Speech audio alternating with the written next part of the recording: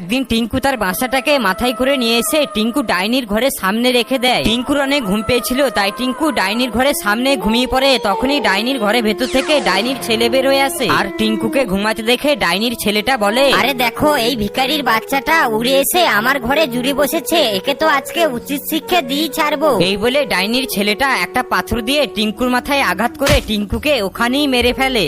একদিন টিঙ্কু তার বাসাটাকে মাথায় করে নিয়ে এসে টিঙ্কু ডাইনির ঘরের সামনে রেখে দেয়। টিঙ্কুর অনেক ঘুম পেয়েছিল, তাই টিঙ্কু ডাইনির ঘরের সামনে ঘুমিয়ে পড়ে। তখনই ডাইনির ঘরের ভেতর থেকে ডাইনির ছেলে বের হয়ে আসে, আর টিঙ্কুকে ঘুমাতে দেখে ডাইনির ছেলেটা বলে, আরে দেখো, এই ভিখারির বাচ্চাটা উড়ে এসে আমার ঘরে জুড়ে বসেছে, একে তো আজকে উচিত শিক্ষা দিয়ে ছাড়বো। এই বলে ডাইনির ছেলেটা একটা পাথর দিয়ে টিঙ্কুর মাথায় আঘাত করে টিঙ্কুকে ওখানেই মেরে ফেলে।